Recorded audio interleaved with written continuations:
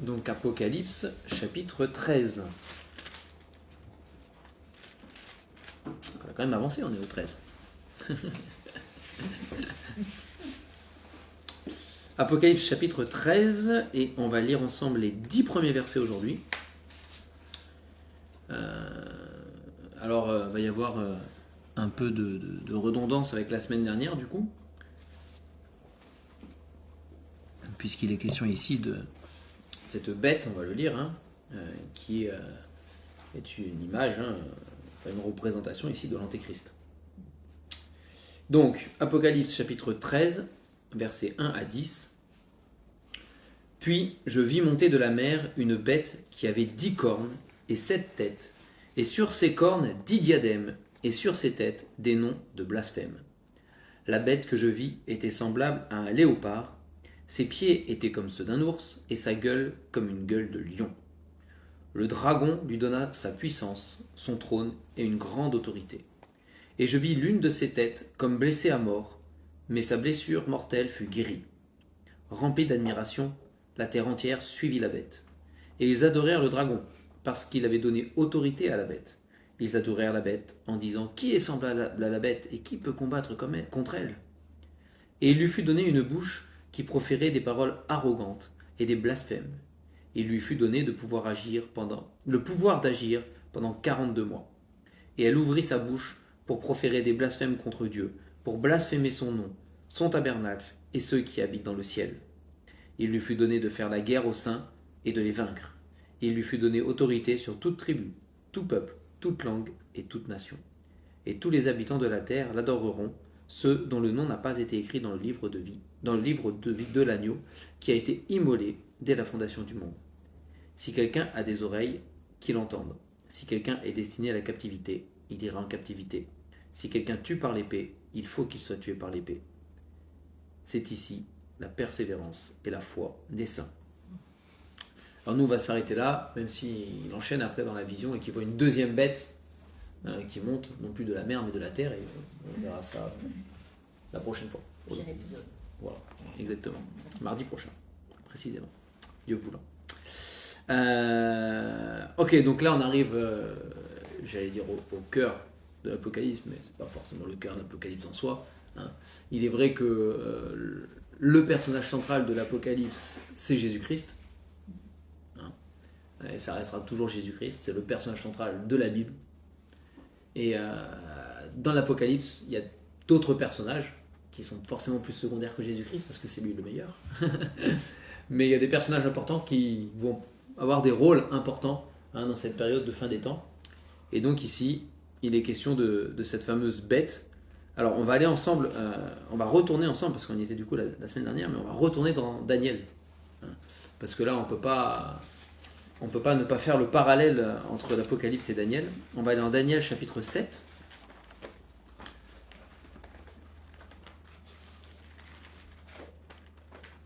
On avait vu un petit peu la dernière fois que Daniel a eu des visions de la part de Dieu sur l'avenir, la suite des temps, des choses qui concernaient parfois un avenir assez proche pour lui, et parfois des choses qui concernaient un avenir très, très, très lointain par rapport à lui. Des choses même qu'il ne pouvait sans doute pas comprendre entièrement. Et on avait vu ces fameuses 69 semaines, et puis la 70e semaine à venir qui correspond, nous pensons, à la tribulation. D'accord ? Et cette tribulation de 7 ans, du coup, qui est coupée en deux avec 3 ans et demi, 3 ans et demi. Et on vient de le voir là, dans l'Apocalypse, il y a encore question de 3 ans et demi, les 42 mois. Donc en Daniel chapitre 7, je vous propose de lire tout le chapitre. Non, on va le relire ensemble. Donc Daniel chapitre 7, à partir du verset 1. La première année de Belshazzar, roi de Babylone, Daniel eut un songe, et des visions se présentèrent à son esprit pendant qu'il était sur sa couche. Ensuite, il écrivit le songe et raconta les principales choses. Daniel commença et dit : « Je regardais pendant ma vision nocturne, et voici, les 4 vents des cieux firent irruption sur la grande mer, et 4 grands animaux sortirent de la mer, différents les uns des autres. Le premier était semblable à un lion, et avait des ailes d'aigle. Je regardai jusqu'au moment où ses ailes furent arrachées, Il fut enlevé de terre et mis debout sur ses pieds comme un homme, et un cœur d'homme lui fut donné. Et voici, un deuxième animal était semblable à un ours, et se tenait sur un côté. Il avait 3 côtes dans la gueule, entre les dents, et on lui disait « Lève-toi, mange beaucoup de chair ». Après cela, je regardai, et voici un autre était semblable à un léopard, et avait sur le dos 4 ailes, comme un oiseau. Cet animal avait 4 têtes, et la domination lui fut donnée. Après cela, je regardai pendant mes visions nocturnes, et voici, il y avait un 4e animal terrible, épouvantable et extraordinairement fort. Il avait de grandes dents de fer, il mangeait, brisait, et il foulait aux pieds ce qui restait. Il était différent de tous les animaux précédents, et il avait 10 cornes. Donc là, les 10 cornes, la bête qui sort de la mer, qu'on vient de lire en Apocalypse, a 10 cornes aussi. Je considérai les cornes, et voici une autre petite corne sortie du milieu d'elle, et 3 des premières cornes furent arrachées devant cette corne, et voici, elle avait des yeux comme des yeux d'homme, et une bouche qui parlait avec arrogance. Ça aussi, encore une fois, ça fait parallèle avec ce qu'on vient de lire en Apocalypse, où il profère des paroles arrogantes. Des blasphèmes aussi, mais des paroles arrogantes. Parler avec arrogance. Au passage, avant d'aller plus loin, du coup, les 3 premiers animaux qui sont décrits par Daniel ici dans sa vision, le premier c'est un lion, le deuxième un ours, le troisième, alors semblable à chaque fois, c'est pas tout à fait exactement un vrai, mais bon, ça ressemble, d'accord. C'est l'animal qui s'en rapproche le plus. Donc un lion, donc c'est l'empire babylonien. Ensuite il y a l'ours, c'est l'empire des Mèdes et des Perses, et puis ensuite il y a le léopard, c'est l'empire grec, d'accord. Et puis il y a le dernier animal qui n'est pas qualifié comme un animal existant, mais un animal terrible, épouvantable, c'est l'empire romain, d'accord, dont découle après l'antéchrist au final quand même, d'accord. Donc c'est ce qui fait dire à certains, on avait discuté un petit peu là-dessus la dernière fois déjà, que l'antéchrist peut-être sortirait de l'empire romain reconstitué, même si on l'a vu dans l'Apocalypse là, la domination elle n'est pas européenne ou méditerranéenne ou empire romain, elle est mondiale, donc on est dans d'autres dimensions avec l'antéchrist quand même. Mais ici, donc chaque animal du coup qu'on a vu là correspond en fait à un empire, d'accord, au-delà d'une géographie. Au-delà d'une géographie, ça correspond à un empire, d'accord, à un royaume. On ne va pas le faire, on en avait parlé la dernière fois, on le met en parallèle aussi avec la statue dans la vision de Daniel, avec les différents matériaux, d'accord, et la succession de royaumes, pareil, jusqu'à l'empire romain en bas, qui sera un jour, dans la manière où il sera à ce moment-là, brisé par la pierre qui est Christ. Ok. Donc on retrouve alors dans la bête qu'on a vue en Apocalypse, donc qui symbolise le royaume de l'Antéchrist et l'Antéchrist lui-même, d'accord. On retrouve un peu de tous ces animaux, parce que on retrouve le lion, l'ours et le léopard. Il a les caractéristiques des 3. On retrouve le côté épouvantable et terrible de la 4e bête ici, qui est aussi l'empire romain, et les 10 cornes aussi. Donc c'est là où l'antéchrist il n'a pas ce royaume qui est l'antéchrist avec la dernière bête, il n'est pas limité géographiquement comme l'ont pu l'être ces royaumes qui ont précédé. Il regroupe toutes les caractéristiques de tout. C'est vraiment, on va dire que voilà, l'antéchrist, quelque part, on pourrait dire que c'est la puissance de l'homme à son paroxysme, à son maximum. Il regroupe tout ce qui fait la puissance d'un homme. Même si, parce qu'on l'a lu en Apocalypse, là à l'instant, nous on le sait, c'est pas humain sa puissance. D'accord ? C'est le dragon qui lui donne la puissance. Mais aux yeux des hommes, ce sera l'apogée de la puissance de l'homme. C'est l'humanisme poussé à son paroxysme. C'est l'homme qui est triomphe, c'est l'homme parfait, c'est l'homme merveilleux, c'est l'homme qui a toutes les solutions, c'est l'homme qu'on ne peut pas combattre, c'est l'homme dans toute sa puissance, vraiment. Et il regroupe donc les caractéristiques, cet animal, la bête, regroupe les caractéristiques de tous les autres empires, finalement. En tout cas, en partie. Et c'est l'homme parfait, mais parfait selon ce monde. Bien sûr, parce que l'homme parfait selon Dieu, c'est Jésus-Christ. C'est Jésus-Christ quand il était sur terre. Il n'y en a pas d'autre. Hein, il n'y en a pas d'autres. Mais pour l'homme, dans le monde, dans son humanité, c'est l'Antéchrist. Voilà. C'est vraiment l'homme. Et pendant 3 ans et demi, il va réussir à séduire la terre et à ce que tout le monde pense c'est le sauveur de l'humanité, cet homme. C'est le sauveur de l'humanité. Hein. Donc on continue. Donc il y a l'histoire de cornes là. On ne va pas revenir dessus. On en a déjà parlé la dernière fois. Hein. Et puis on va le voir aussi avec quand on retournera dans l'Apocalypse. Mais on continue au chapitre 7 de Daniel, verset 9. Je regardais pendant que l'on plaçait des trônes, et l'ancien des jours s'assit. Son vêtement était blanc comme la neige, et les cheveux de sa tête étaient comme de la laine pure. Son trône était comme des flammes de feu, et les roues comme un feu ardent. Un fleuve de feu coulait et sortait de devant lui. 1000 milliers le servaient, et 10 000 millions se tenaient en sa présence. Les juges s'assirent, et les livres furent ouverts. Je regardais alors, à cause des paroles arrogantes que prononçait la corne, et tandis que je regardais, l'animal fut tué, et son corps fut détruit, livré au feu pour être brûlé. Les autres animaux furent dépouillés de leur puissance, mais une prolongation de vie leur fut accordée pour un certain temps. Je regardais pendant mes visions nocturnes, et voici, sur les nuées des cieux, arriva quelqu'un de semblable à un fils de l'homme. Il s'avança vers l'ancien des jours, et on le fit approcher de lui. On lui donna la domination, la gloire et le règne. Et tous les peuples, les nations et les hommes de toutes langues le servirent. Sa domination est une domination éternelle qui ne passera pas, et son règne ne sera jamais détruit. Donc, ces versets 13-14 là, sont à mettre en parallèle avec la pierre qui se détache et qui vient frapper la statue, et donc le royaume après de Dieu qui est le royaume éternel, enfin, qui va s'instaurer, d'accord ? C'est à mettre en parallèle ce qu'on vient de lire avec les visions de l'Apocalypse qu'on a déjà vues, avec Christ qui ouvre le livre et qui est digne de recevoir toutes choses, devant qui tout le monde s'agenouille. Il y a les fameux vieillards aussi, les 24 vieillards qui sont là, qui sont assis sur des trônes eux aussi, comme là il est question de trônes. Donc ce sont des visions qui sont parallèles. Voilà, c'est ce que Daniel a vu, rejoint ce que Jean voit en Apocalypse aussi. Et ce qu'on voit ici, c'est qu'au final, cette bête n'en a que pour un temps. Il va être l'ancien des jours là, avec les juges qui sont là, il va être jugé et il va être détruit. Cet animal va être détruit.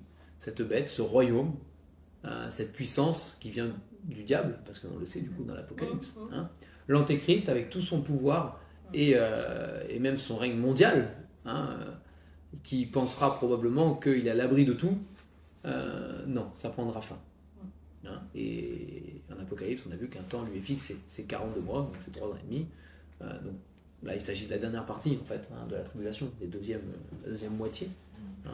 Et c'est le temps qui lui est fixé, où pendant ce temps-là, il a la possibilité de faire la guerre aux saints et de les vaincre. C'est ce qu'on a vu. Il aura un pouvoir qu'il pourra exercer, pas sans limite, parce que Dieu met toujours des limites quand même, mais il aura la liberté de pouvoir s'acharner, malheureusement, sur les saints pendant ce temps-là. Et le verset 12, c'est quoi? En fait, il dit que le reste des bêtes, oui. Leur vie serait étendue pour une saison et un temps. Les empires babyloniens, Perse et Crète n'existent plus. Alors, non, ils n'existent plus. Ils n'existent plus. Donc soit... alors, ils n'existent plus... en tant qu'empire, ils n'existent plus depuis un moment. Ça, c'est une certitude. Maintenant, toutes ces nations n'ont pas encore... comment dire... alors, il y a deux choses. Soit ça fait référence à un fait futur qui est lié à la tribulation, où ces nations s'allient possiblement... de toute façon, ils feront partie de toutes les nations, et de tout cela, et du temps qui est accordé à la bête, justement. Pourquoi pas, on pourrait les rentrer là-dedans, même si c'est un peu alambiqué, à mon avis. Ou alors, c'est l'idée de dire que même si ces empires ont été destitués, parce que c'est ce qu'il dit avant, ils sont dépouillés de leur puissance. Donc aujourd'hui, tous ces empires qui existaient n'ont plus de puissance, même si géographiquement, on peut toujours retrouver des peuples. Mais pour autant, ils n'ont pas leur gouvernement. Des gouvernements existent toujours et des nations existent toujours. Donc est-ce qu'il ferait référence ici au fait que l'humanité est encore laissée pour un temps, même si la puissance de ces empires ont été dépouillés, pour un temps encore livrée à elle-même, jusqu'au moment où ce qui se passe après arrive en fait, c'est-à-dire le verset 14, quoi. Hein. Tant que le verset 14 n'a pas eu lieu, tant que la domination n'est pas remise à Christ physiquement, terrestrement, on va dire, de manière terrestre, hein, pour le temps, même si ces empires sont dépouillés de leur puissance, il subsiste toujours des gouvernements. On pourrait le prendre dans ce sens-là. Sinon, je ne vois pas à quoi ça pourrait correspondre exactement. Et ce serait pendant la tribulation? Ça peut être déjà aujourd'hui finalement. Enfin, je veux dire dans le sens où s'ils ont été dépouillés le jour où ils sont tombés déjà de leur puissance. Je veux dire les Babyloniens, la puissance des Babyloniens a été dépouillée par les Mèdes et les Perses. La puissance des Mèdes et des Perses a été dépouillée par les Grecs. Bon, les Grecs se sont dépouillés eux-mêmes hein, quelque part. Enfin, je veux dire à la fin d'Alexandre le Grand, l'empire s'est disloqué en 4 et ça a été la fin déjà. Hein. Et puis l'empire romain est arrivé par-dessus. Donc ils ont été dépouillés de leur puissance sans pour autant que les royaumes et les gouvernements disparaissent. Donc... Ah ouais, là encore c'est un peu compliqué parce que oui. Ça dépend si l'original veut dire leur domination fut enlevée ou leur domination a fait été enlevée. Et bon, en plus c'est de l'arabien. Ouais. Ouais. Après il est dans une vision de la gloire de Dieu et du jugement de Dieu sur les nations. On voit, hein, les nations sont jugées, il y a des juges, il y a des livres qui sont ouverts, il y a des trônes, ils sont dépouillés de leur puissance, ils ont... voilà. Tout cela, en tout cas, tout cela tend à une chose finale, c'est que le règne, à la fin, est remis à Christ. Donc, ce qui est sûr, c'est que c'est quelque chose qui a lieu entre Daniel et Christ qui a le règne. Donc, c'est vaste. C'est vaste. Donc, on va terminer la lecture du chapitre 7, quand même, de Daniel, hein, qui correspond aussi à l'Apocalypse, de toute manière. Donc, au verset 15, on était, Daniel 7, 15. « Moi, Daniel, j'eus l'esprit troublé au-dedans de moi et les visions de ma tête m'effrayèrent. Je m'approchai de l'un de ceux qui étaient là, et je lui demandai de me révéler la vérité quant à toutes ces choses. Il me répondit et m'en fournit l'explication. Ces 4 grands animaux, ce sont 4 rois qui s'élèveront de la terre. Mais les saints du Très-Haut recevront le royaume, et ils posséderont le royaume éternellement, d'éternité en éternité. Ensuite, je désirais savoir la vérité sur le 4e animal, qui était différent de tous les autres, extrêmement terrible, avec des dents de fer, et des ongles d'airain qui mangeaient, brisaient et foulaient aux pieds ce qui restait. Donc nous on sait c'est l'Empire romain dont il est question. Et sur les 10 cornes qu'il avait à la tête, et sur l'autre qui était sorti et devant laquelle les 3 étaient tombés. Sur cette corne qui avait des yeux, une bouche parlant avec arrogance et une plus grande apparence que les autres. Je vis cette corne faire la guerre aux saints et l'emporter sur eux. Donc encore une fois, hein, là ça rejoint vraiment ce qu'on vient de lire en Apocalypse. Hein. Apocalypse 13, verset 7, il lui fut donné de faire la guerre aux saints et de les vaincre. D'accord, hein. Donc il est vraiment question du même événement qu'a vu Daniel et que voit Jean sur la fin des temps avec ce fameux antéchrist qui va exercer cette domination mondiale et qui va, alors Apocalypse il nous dit pendant 42 mois, hein, il va persécuter et faire la guerre à tous ceux qui aiment Dieu. Donc on continue, verset 21, verset 22. Donc voilà, je vis cette corne faire la guerre aux saints et l'emporter sur eux, jusqu'au moment où l'Ancien des jours vint donner droit aux saints du Très-Haut, et le temps arriva où les saints furent en possession du royaume. Hein. Donc encore une fois, il le répète, l'Antéchrist, du coup, comme c'est marqué là-haut dans l'Apocalypse, aura le pouvoir de persécuter jusqu'au moment où Dieu dira stop, c'est fini. Et ceux qui ont été persécutés, à ce moment-là, c'est eux qui recevront le royaume. Et l'Antéchrist sera dépouillé et anéanti. Hein? Verset 23, il me parla ainsi, le 4e animal, c'est un 4e royaume qui existera sur la terre, différent de tous les royaumes, et qui dévorera toute la terre, la foulera et la brisera. Voilà. Donc l'Empire romain n'a pas dévoré toute la terre, même si c'était le projet quand même. Hein. Mais ça a été le projet de tous les empires, hein, de gouverner le monde. Hein. C'est la folie des grandeurs de l'homme et la mégalomanie des tyrans ou des empereurs, ils n'y sont jamais réussis. Ils n'y sont jamais arrivés plutôt. Ils n'ont jamais réussi. Hein, il n'y a pas un empereur ou un homme, aussi puissant soit-il sur la planète, qui a pu régner sur la planète entière. Ça n'est jamais arrivé.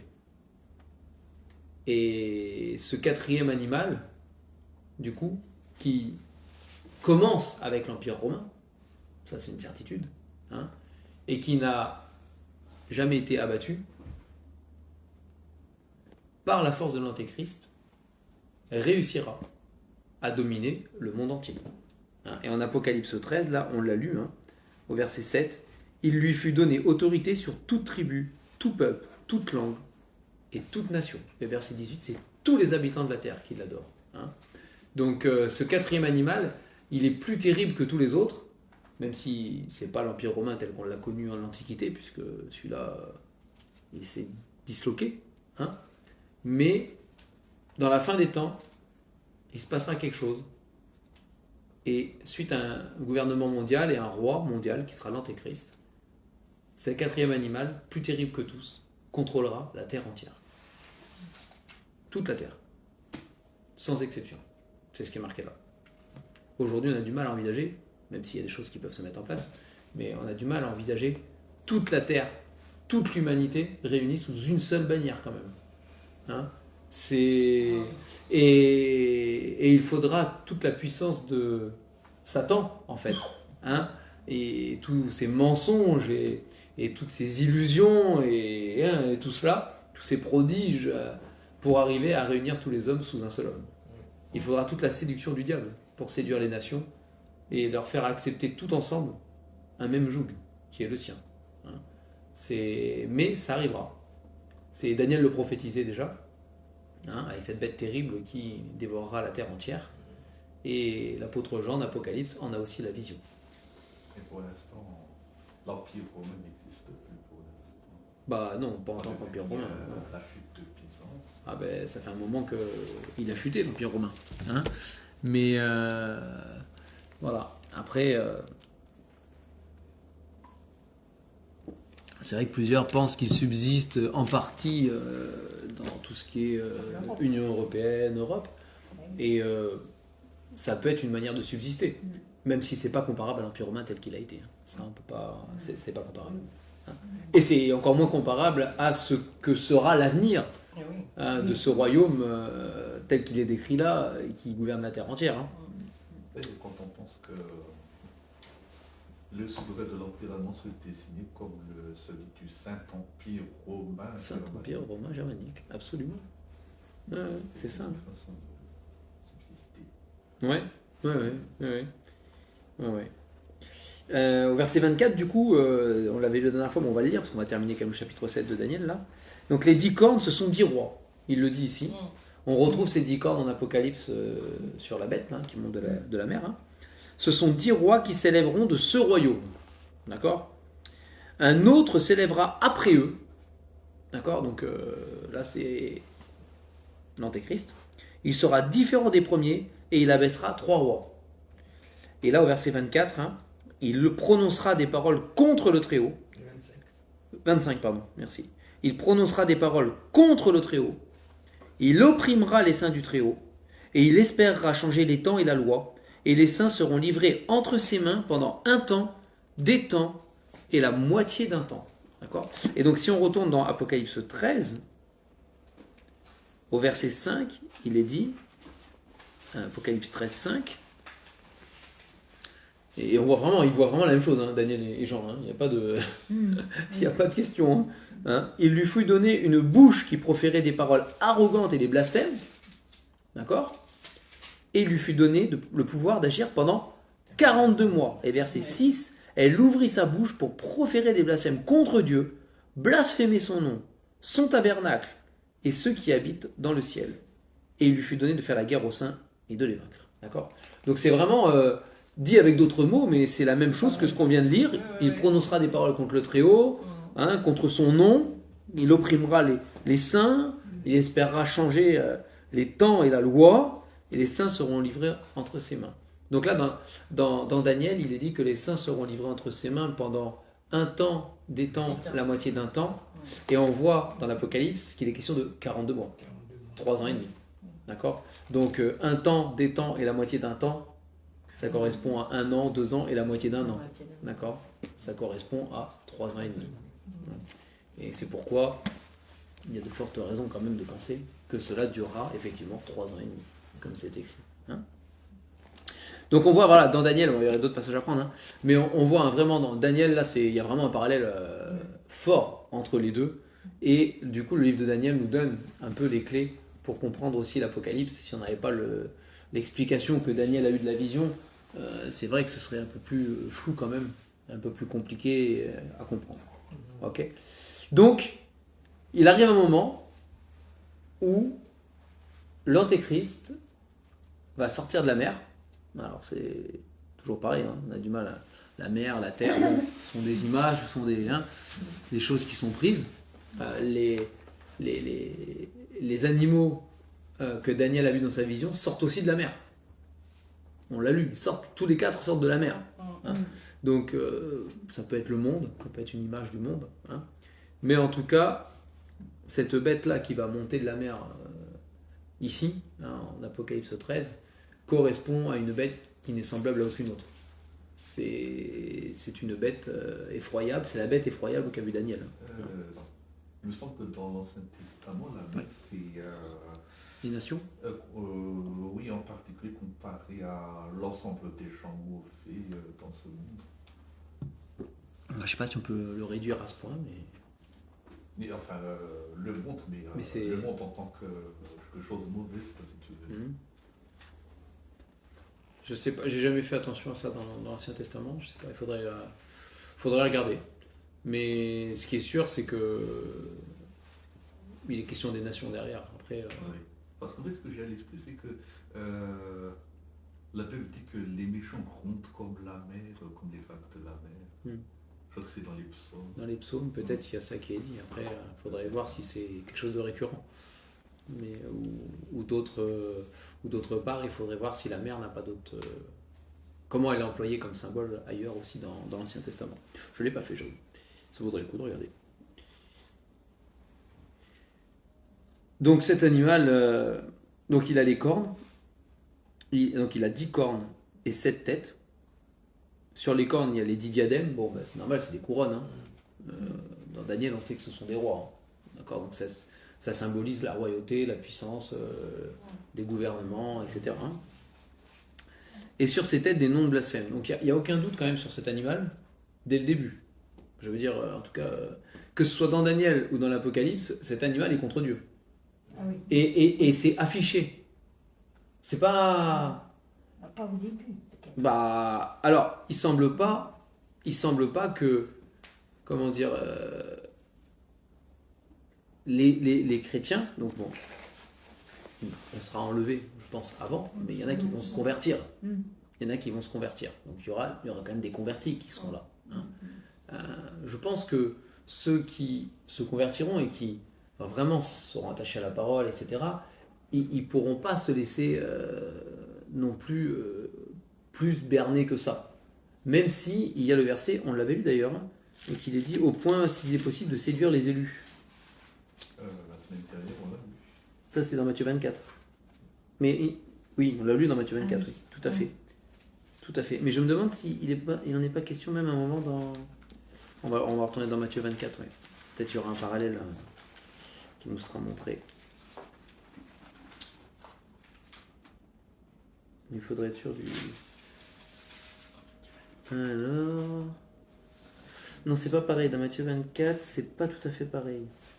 Dans Matthieu 24, c'est « Et si ces jours n'étaient abrégés, personne ne serait sauvé, mais à cause des élus, ces jours seront abrégés, à moins que ce soit... »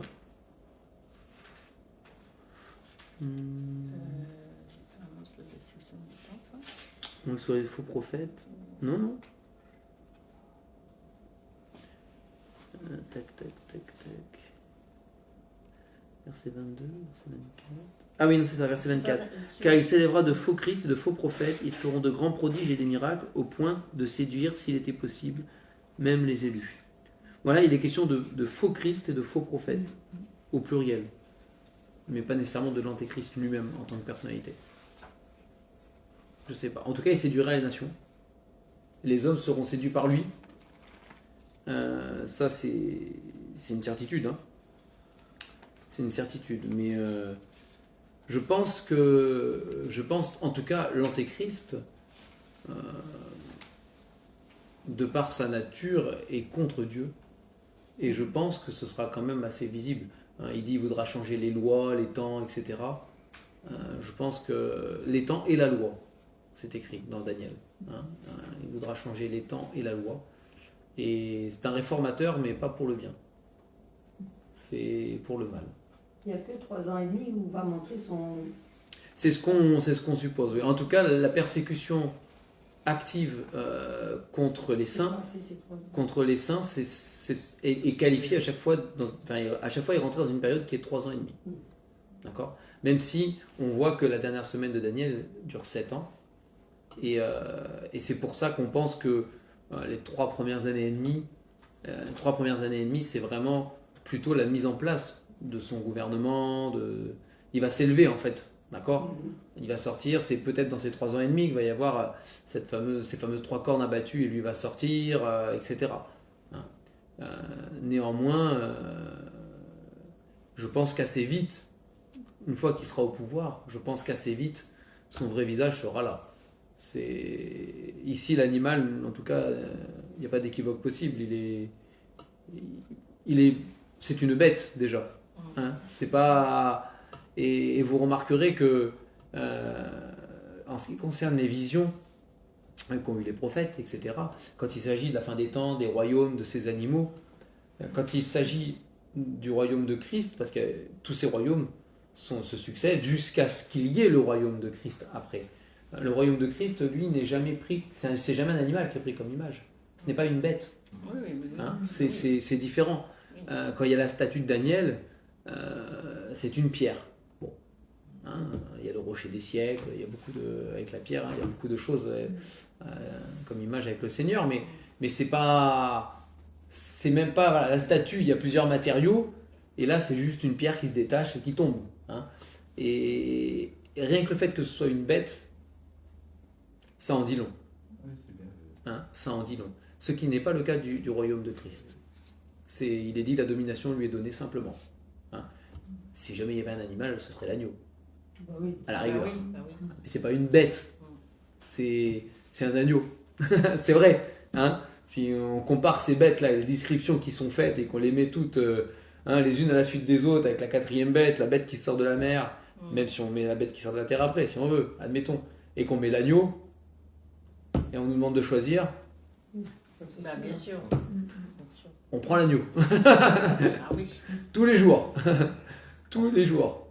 En plus, pour abonder dans ce sens, la première bête, le lion au sel d'aigle, évidemment, ça fait référence à la Babylone de Nabucodonosor. Et il y a donc ce moment où il était sur le toit de sa maison, il s'est vanté, un ange lui a enlevé la raison pendant 7 ans. Et à la 7e année, finalement, il s'est humilié et s'est converti carrément. Ses paroles étaient dites par d'un converti.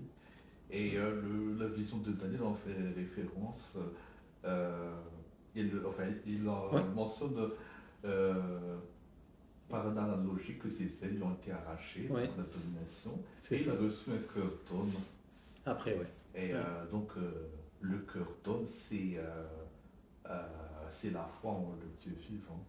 C'est ça. Sous-entendu, tous ces royaumes n'ont pas la foi en le Dieu vivant, c'est ce qui en fait des bêtes sans âme. Oui, ce sont des bêtes. Et cette bête qui monte de la mer, là, du coup, est vraiment... comme je dis, c'est un mélange de plusieurs bêtes, quoi. Un mélange de lion, d'ours, de léopard. Et puis, il y a les 7 têtes, il y a 10 cornes, elle n'est pas belle en soi. Enfin, après, c'est subjectif, la beauté, mais quand même, je veux dire, là, pour le coup, c'est Frankenstein qui a joué et qui a assemblé des pièces, quoi. D'accord ? C'est... Voilà, c'est spécial. C'est spécial.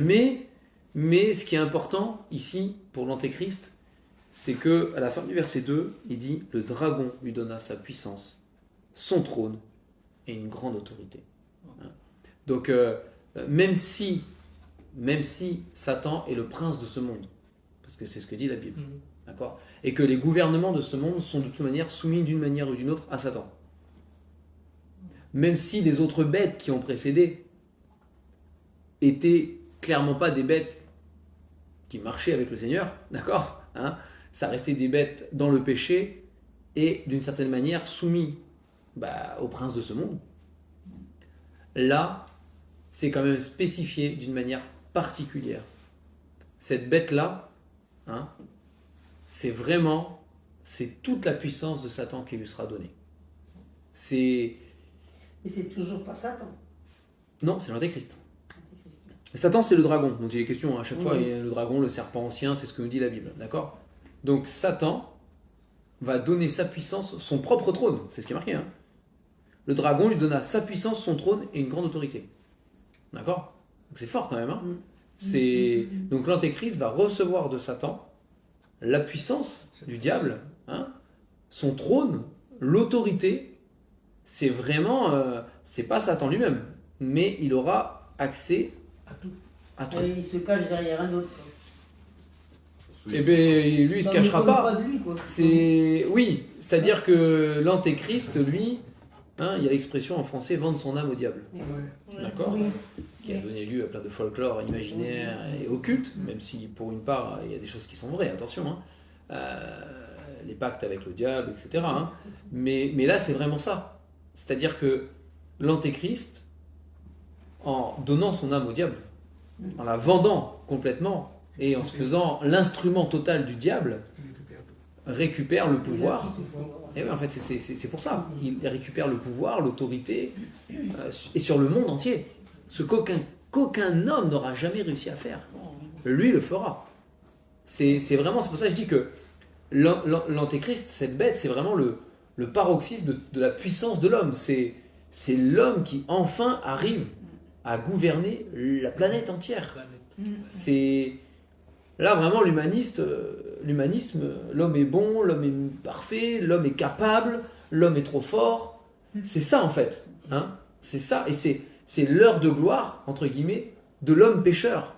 C'est l'heure de gloire de Satan dans le monde pécheur. D'accord ? Mais cette heure de gloire, elle passe vite. C'est bientôt la pendule, elle sonne et c'est terminé. Hein ? Et le temps est fixé ici. On le voit dans Daniel, on le voit ici, on l'a déjà vu, c'est 3 ans et demi. En tout cas, pendant 3 ans et demi, il aura la liberté des choses, de pouvoir exercer une autorité dans le mal. Hein, encore une fois, les 3 premières années et demie, il en est un peu moins fait question, d'accord ? Même si moi je pense que c'est vraiment là que voilà, c'est là qu'il va justement faire des pactes, des alliances, c'est là qu'il va unifier tout, son pouvoir va prendre de l'importance. C'est probablement là qu'il y aura ce fameux 3 rois battus et lui qui sort, d'accord ?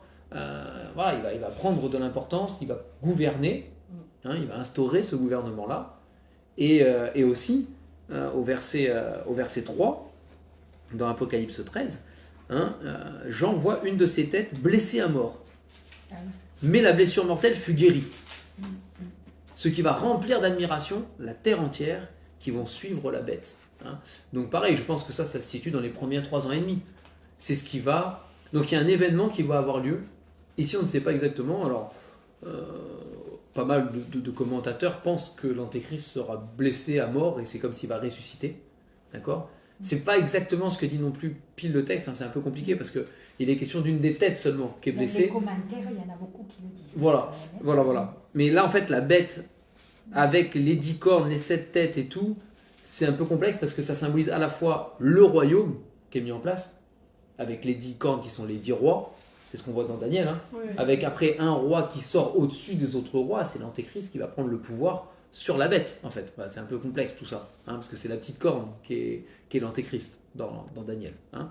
Et ici, par contre, la bête, c'est-à-dire que le royaume de l'Antéchrist et l'Antéchrist lui-même se confondent dans l'image. C'est ce qui n'est pas toujours évident non plus, hein, et c'est pas simple. Toujours est-il que c'est la bête qui va être mortellement blessée. Donc, effectivement, plusieurs supposent que l'Antéchrist sera mortellement blessé. Comment, on ne sait pas, on n'a pas de détails. Hein. Mais que il va passer par une pseudo-résurrection, parce qu'il n'y a que Dieu qui peut ressusciter vraiment. Satan n'a pas ce pouvoir-là. Hein. Mais ce sera factice. Hein. Mais voilà, il va guérir. Et c'est ce qui va faire, je pense, dans ces 3 premières années et demie, c'est ce qui va faire qu'il va être encensé, acclamé, il aurait dû mourir et il est vivant. Alors, on va pas aller trop loin dans les parallèles, mais le sauveur de l'humanité qui meurt et qui ressuscite,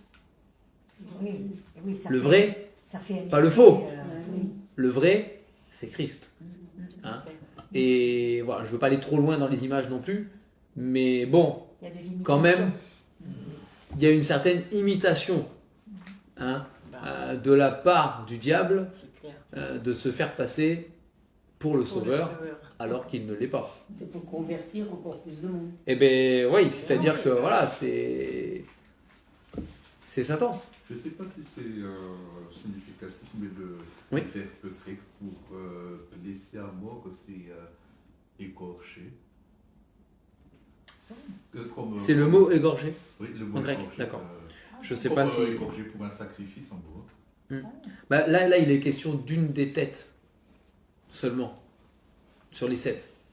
Donc possiblement, c'est ce que veut dire Jean. Hein. Peut-être qu'il a vu une des têtes qui était égorgée. Mais il en reste 6. Sur l'animal. Donc l'animal est mortellement blessé parce qu'il y a une des têtes qui a été égorgée. C'est possible. Hein. Du coup. Mais ça me fait songer. Souvent dans les interprétations de l'Apocalypse, l'enlèvement sont le début de cette année de tribulation. Mais il ne me semble pas que c'est ce que la Bible dit. Il peut y avoir un temps qui peut s'écouler entre l'enlèvement lui-même et le début de la... Ah oui, il peut y avoir un temps, on est bien d'accord. C'est-à-dire que ça, c'est toujours pareil. C'est-à-dire que c'est quand on avait parlé du dispensationalisme. D'accord. Donc les dispensations, les chrétiens dispensationalistes découpent la période de l'histoire humaine depuis la création jusqu'à la fin en périodes. Oui. D'accord.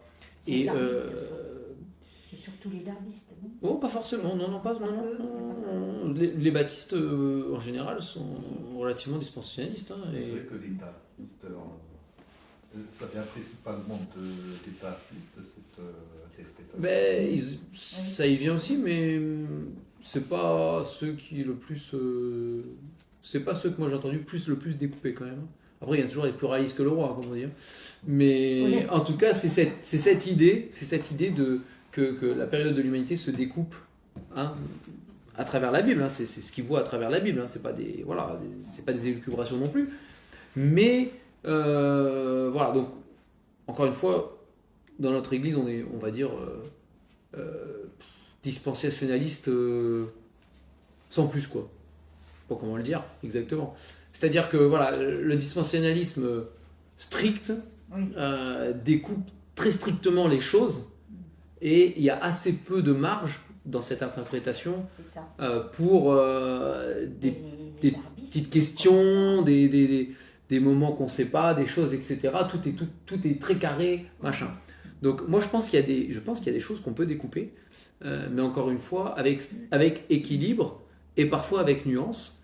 Et effectivement, même si personnellement, d'après ma lecture de la Bible, hein, pour le coup, je suis convaincu qu'on est enlevé avant la tribulation, je pourrais pas dire que le jour de l'enlèvement sonne pile le début des 7 ans.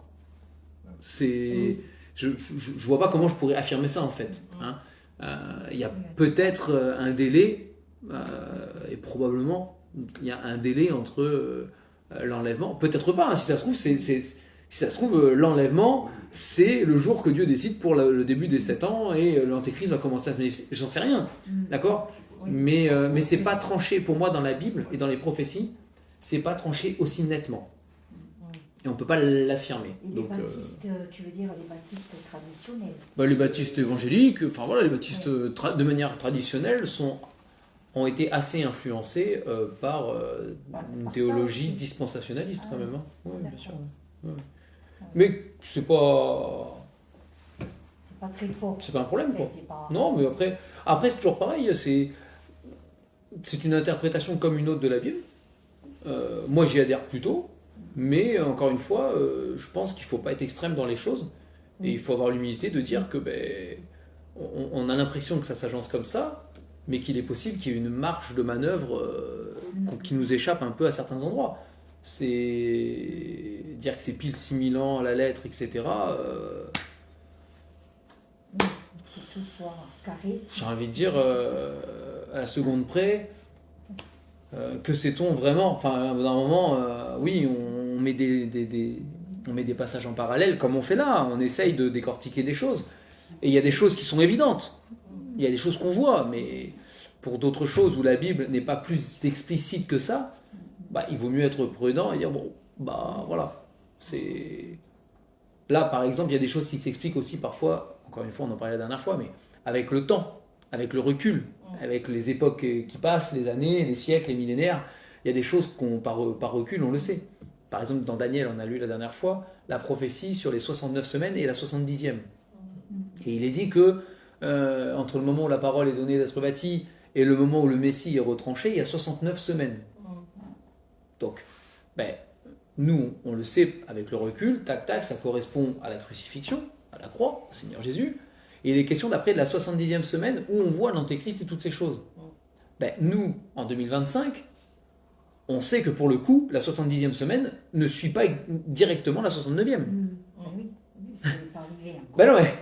Nous, on le sait. Oui. D'accord ? Peut-être qu'à l'époque, pour eux qui avaient eu la prophétie de Daniel, etc., c'était quelque chose qui allait suivre directement. Mais en fait, il y a une marge de manœuvre qui, là, pour le coup, est très grande. À l'échelle de l'humanité, en tout cas. Pas à l'échelle de Dieu. Mais à l'échelle de l'humanité, la marge de manœuvre, il y a 2000 ans, entre la 69e, en tout cas pour l'instant, il y a au moins 2000 ans entre la 69e semaine et la 70e. Donc la marge de manœuvre est quand même... voilà. Donc c'est pour ça que je dis des fois, il faut... Voilà, on peut avoir des convictions sur les choses et dans l'ordre où les choses doivent se dérouler, d'après ce qu'on comprend de la Bible. Mais c'est pour ça que la chronologie détaillée exacte, il faut être prudent. Oui. Il y a des choses intéressantes à regarder, c'est pas la question. Hein. Oui. J'ai moi-même un livre justement sur les dispensations qui est fascinant, qui est vraiment... Waouh, c'est pour ça en anglais. Mais qui est incroyable, franchement c'est incroyable. C'est vraiment, c'est très très fort, avec des schémas et tout, c'est édifiant sur plein de points, mais encore une fois, c'est quand même faux d'affirmer à 100% que le truc il est à la lettre, à la seconde. Quoi. Voilà. Donc effectivement, il y a rien qui permette, en tout cas à ma connaissance à moi, peut-être qu'il y a quelque chose qui m'échappe, hein, mais à ma connaissance à moi, il n'y a rien qui permette de dire que dans la Bible, le jour de l'enlèvement, c'est pile le début des 7 ans. Ça, non. En tout cas, voilà, donc dans ces 3 ans et demi, on a... En tout cas, voilà, pour revenir sur ce qu'on disait au chapitre 13, verset 3, il faut que je surveille l'heure en même temps, ça va encore. Hop. Sur ce qu'on disait par rapport au verset 3, hein, donc effectivement, l'Antéchrist, d'une manière ou d'une autre, voilà, va survivre à quelque chose qui est censé l'abattre. Et les gens verront ça comme un miracle. C'est ce qui est marqué là. Et seront d'autant plus séduits et portés à l'adorer. Quand on verra la semaine prochaine la deuxième bête, la deuxième bête va se servir justement de cet événement de mort et résurrection, un peu là, de miracle. C'est le faux prophète. Va se servir de cet événement pour encourager les habitants de la terre à adorer la bête. D'accord ? Et justement, ce qui est au verset 4, là, dans Apocalypse 13, cet événement va renforcer son autorité et son pouvoir et sa puissance. C'est-à-dire que les gens vont dire, mais qui est semblable à lui ? Qui peut combattre un tel homme ? Il est censé être mort, et cet homme est invincible. Jusqu'à se prosterner devant. Exactement. Et ils vont dire, cet homme est invincible. Il est inatteignable. C'est l'homme qui va nous sauver, parce que malheureusement, ça ne va pas les inquiéter. moi ça m'inquiéterait. Mais eux, ça va pas les inquiéter. Hein. Ils vont se dire, mais cet homme, celui qui nous dirige, est un homme imbattable. C'est ça. Mais c'est lui qui va nous sauver. Il va apporter à l'humanité toutes les solutions du monde. Il est trop fort. Quel grand chef nous avons là. On aura déjà réglé beaucoup de problèmes. Bien sûr, pendant les 3 ans et demi, il va... Le problème financier mondial. Oui, et puis le conflit israélo-palestinien, sans aucun doute. Puisqu'il apportera la paix dans les nations, les alliances. Régler de ces problèmes qui sont les plus graves. Que personne n'arrive à régler. Que personne n'arrive à régler. C'est sûr que... Et oui. Et en plus, un homme que personne ne peut combattre. Parce qu'on, alors, encore une fois, ça va être fascinant le jour où on y sera. Mais on ne sait pas qui le blesse à mort. On ne sait pas ce qui se passe en fait. Parce qu'il ne fait pas semblant d'être blessé à mort. Le texte est clair. Il va se passer vraiment quelque chose de tragique pour lui. D'accord ?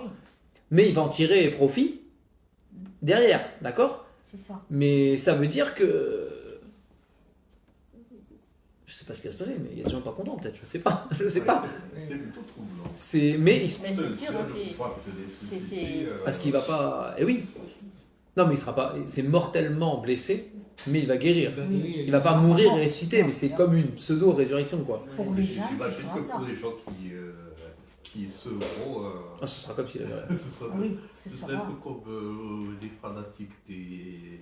TNTE, justement, des expériences de mort imminente. Oui, mais c'est peut-être ça.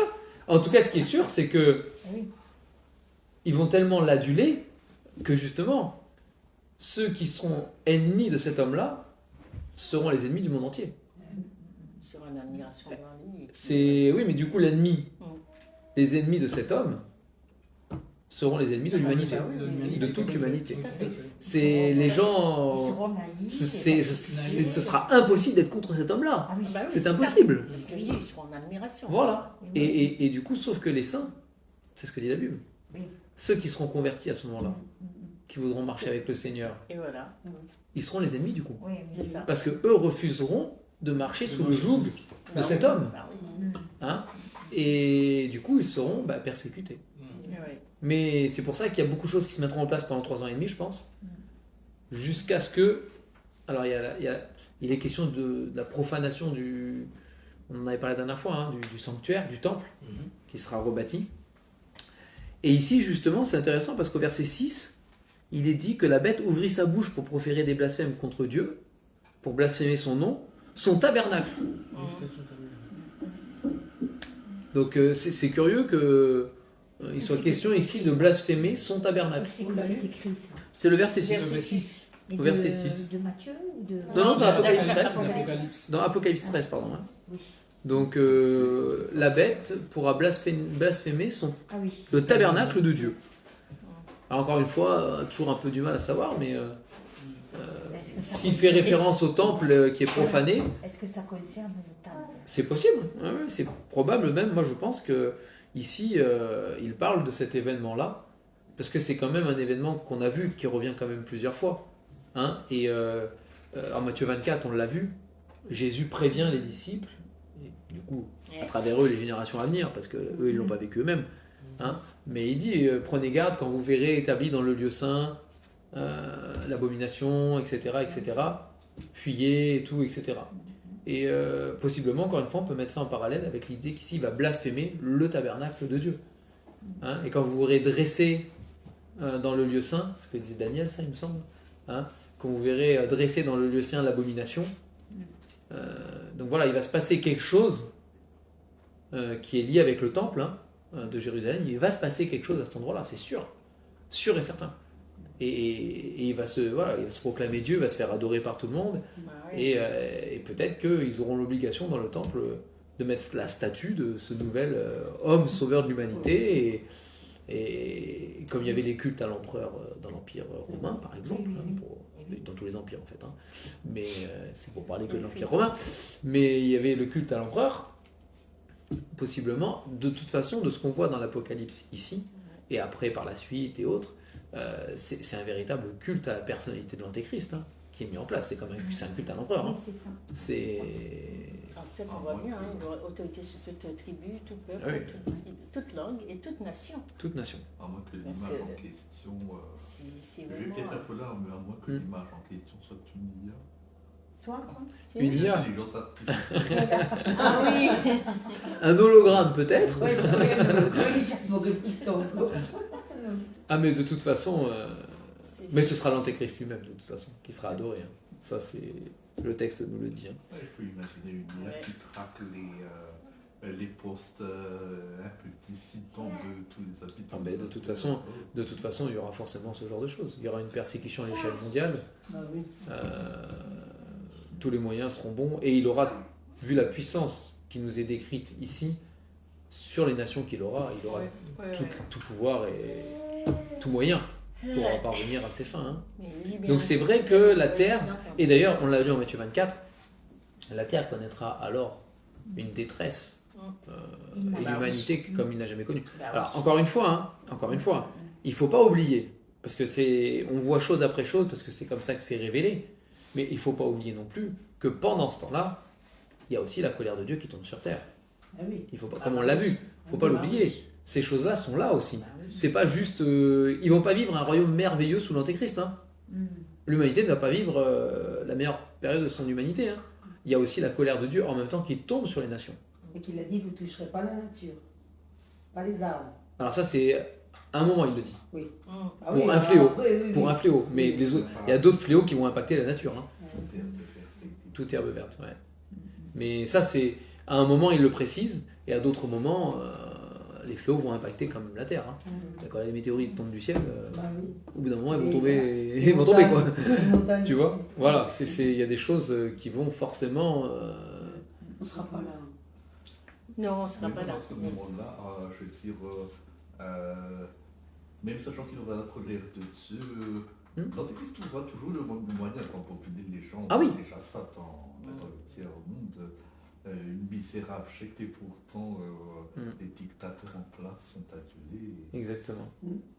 Exactement. Ah oui, non, mais ça c'est sûr. Hein. Ah, mais lui, je veux dire, la Bible nous dit Satan, c'est le séducteur. Et il est capable de se déguiser, on le disait tout à l'heure, en ange de lumière. Ben oui. L'Antéchrist aura tout le pouvoir de séduction de Satan pour séduire l'humanité malgré ce qui va se passer sur la terre. Et d'ailleurs, on l'a vu ensemble dans l'Apocalypse. Finalement, quand la colère de Dieu va tomber, ils vont maudire Dieu plus qu'autre chose. Quand il y a les deux témoins qui sont là et qui détruisent ceux qui veulent les tuer et qui ont le pouvoir de fermer le ciel, etc., etc., quand ils vont mourir, ils vont faire la fête. On est libérés de ceux qui nous oppriment. Hein? Ils vont faire la fête. Donc, pour l'humanité entière, séduit par cet antéchrist et son gouvernement, les méchants, ce sera ceux qui croient en Dieu. Hein? C'est ça. Ce sera eux, et Dieu sera le méchant, en fait. Hein? Dieu sera le méchant. Et tu crois que nous, quand on sera donc enlevé, on verra tout ça là? Ah oui, on le verra, bien sûr. On le verra. Il n'y a pas de raison qu'on ne voit rien. Non, on le saura au ciel. On verra rien. Oui, mais du ciel. On verra du ciel. Oui, mais du ciel, je pense qu'on verra ce qui se passe. Ah bon, moi j'ai pensé qu'il y avait une barrière. Ah non, je crois pas. Moi non. Je crois pas. Je pense qu'on verra. Je pense qu'on verra ces choses. Et on le verra plus tard, mais de toute manière, quand Christ revient à la fin de la tribulation en gloire, on revient avec lui. Oui. À ce moment-là. On verra ces choses-là on les vivra pas, je crois, grâce à Dieu, hein, mais... C'est le moment où les trônes sont installés pour que le jugement ait lieu. Dans Daniel, tu veux dire, par rapport à Daniel? Oui. Eh bien, probablement, ce moment, oui, correspond au moment où Christ reçoit domination, et après... alors, encore une fois, hein, à la seconde près... Oui. On ne sait pas. Par exemple, dans l'Apocalypse, on voit qu'il y a des événements où Christ est proclamé roi de l'univers, on l'a vu. Hein, ils se prosternent tous, etc. Et il n'est pas dit que c'est à ce moment-là pile où il prend le cheval, boum, il revient et terminé, quoi. Mais ce sont des choses... Par contre, il le dit aux saints, ça ne tarde plus. On l'a vu ça, on l'avait vu. Hein. Jusqu'à quand? Au début, ils disent jusqu'à quand tarderas-tu? Et il dit attendez encore un peu, le temps va venir, mais attendez encore un peu. Et après, plus tard, on l'avait vu ensemble, hein, quand il y a un seau qui est ouvert, etc., il dit que le temps ne tarde plus. Ça y est, c'est l'heure, ça arrive. Encore une fois, ça ne veut pas dire à la seconde, mais là on y est quoi. C'est les événements qui arrivent se précipitent dans ce sens-là et il n'y aura pas à attendre. Cela va se vivre. Hein. Et d'ailleurs, 7 ans, effectivement, la génération ne passe pas. Hein. En 7 ans, c'est pas une génération qui passe. C'est la génération de ces 7 ans-là vont vivre ça. Ils n'auront pas à patienter encore des générations et des générations. Et alors, le faux prophète, d'après les commentateurs, ce serait... je sais pas. Alors ça, c'est la semaine prochaine. Moi, je ne pourrais pas être là la semaine prochaine. On le verra quand même la semaine prochaine, parce que là, sinon, tu vois, déjà, faut arrêter dans 5 minutes. Alors, il va bientôt nous les mettre. Ça y est, c'est en cours, c'est en cours. Ça, ça va être, tu vas voir. Ah, mais super. Tout d'un coup. Super. Tout d'un coup. Du coup, voilà donc, pour cet antéchrist. Donc, encore une fois, verset 7, on l'a lu, on le répète. Donc, voilà, il aura cette autorité de vaincre. Hein. C'est fort ce mot. Il pourra vaincre les saints pendant ce temps-là. Mais pourquoi Dieu accepte ça? Il faut que l'antéchrist exerce son pouvoir jusqu'au bout. C'est comme cela. Bon, tu vas dire les saints sont persécutés mais sauvés. Bah oui. Mais bon, ah oui. quand même. Et bien peut-être que certains seront contents de trouver la mort et d'échapper à la tribulation et à ce qui se passe aussi. Hein.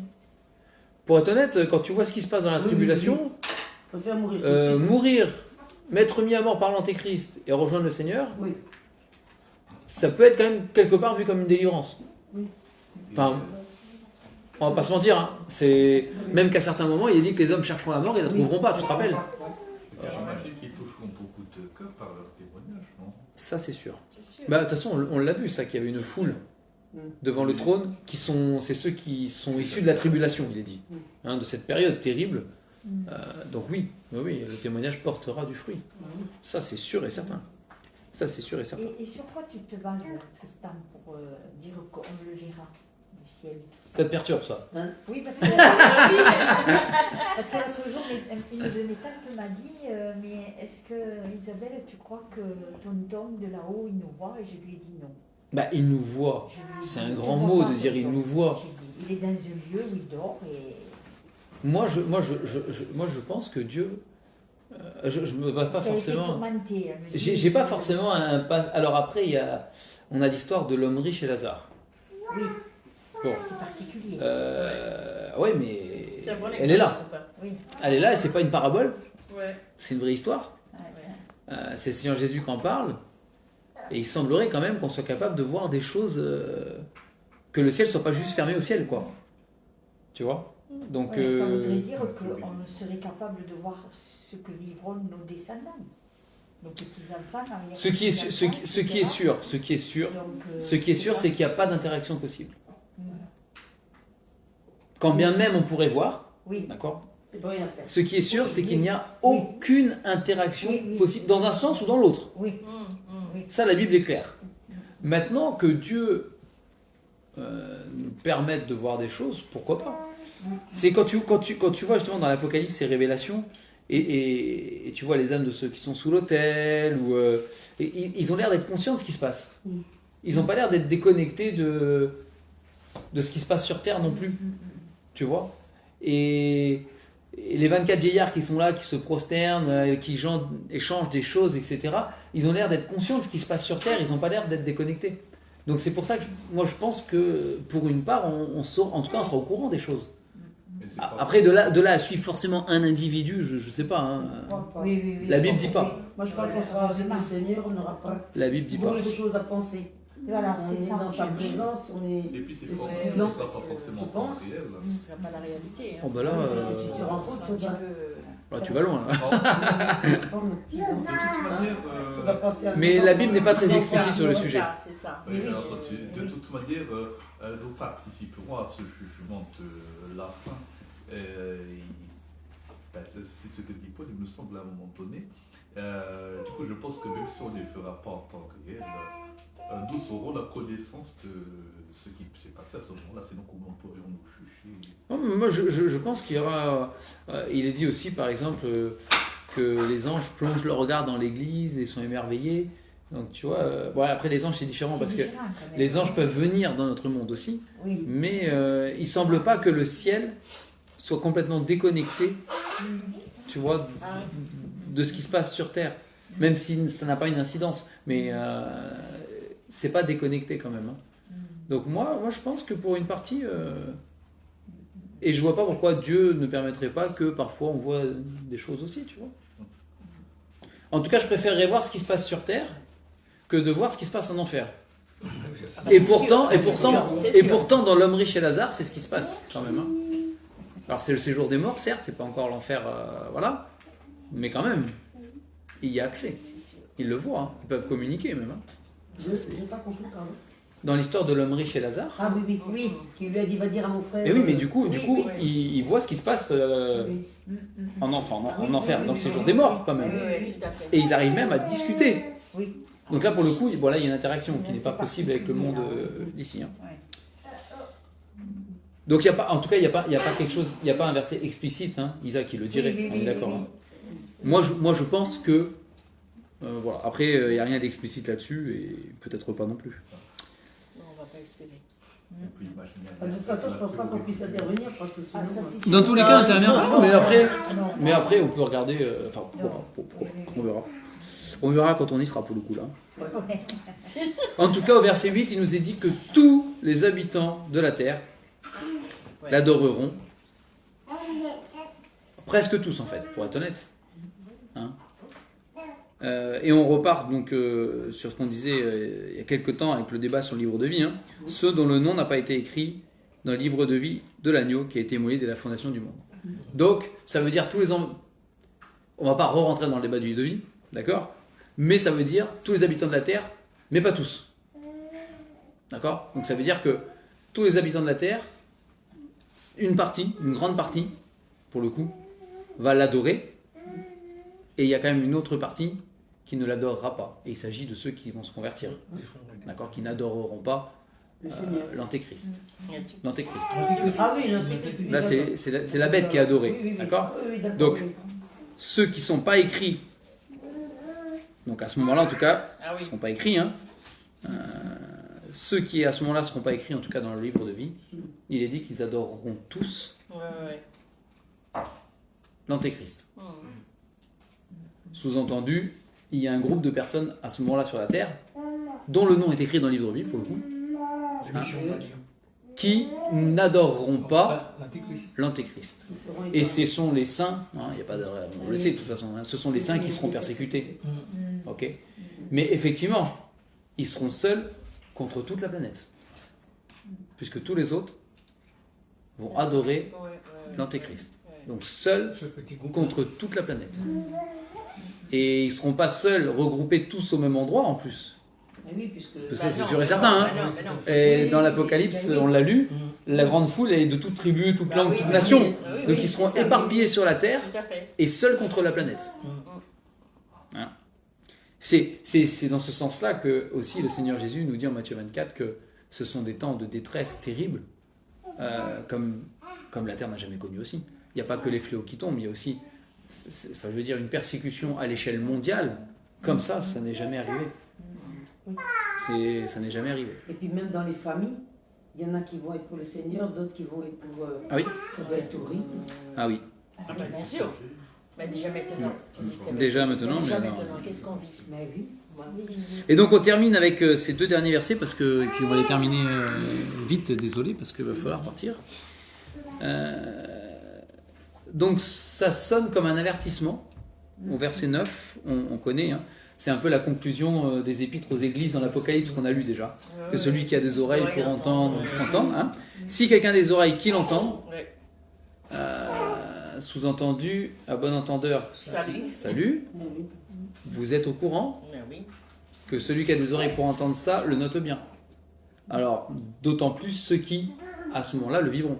Oui, tout à fait. D'accord ? Et particulièrement, je pense à ceux qui vivront dans les 3 premières années et demie, parce qu'une fois que la persécution est lancée, de toute façon, tout le monde le voit. Hein. Mais je pense particulièrement à ceux qui vont vivre les 3 premières années et demie et qui, par la parole, devront avoir la sagesse de reconnaître la chose et de se dire non. Moi, je ne vais pas dans cette direction-là. Ça, c'est pas possible. Ça, le Seigneur il dit qu'on dit là-bas, là-bas, là-bas, il n'y avait pas. Oui, exactement. C'est cette direction-là, je n'y vais pas. Hein, c'est important. Alors après, on a le verset 10 qui sonne un peu comme énigmatique. Hein. Si quelqu'un est destiné à la captivité, il ira en captivité. Si quelqu'un tue par l'épée, il faut qu'il soit tué par l'épée. C'est ici la persévérance et la foi des saints. Ce verset me fait penser à la fin de l'Apocalypse. Et on va terminer avec ça, parce que de toute façon, c'est l'heure. Ce verset me fait penser, alors, je ne sais pas dans quelle mesure on peut le rapprocher, hein, mais à Apocalypse 22, verset 11. Hein, donc la conclusion de l'Apocalypse. Où il dit que celui qui est injuste soit encore injuste, que celui qui est souillé se souille encore, et que le juste pratique encore la justice, et que celui qui est saint se sanctifie encore. Et verset 12, voici, je viens bientôt, et ma rétribution est avec moi, pour rendre à chacun selon son œuvre.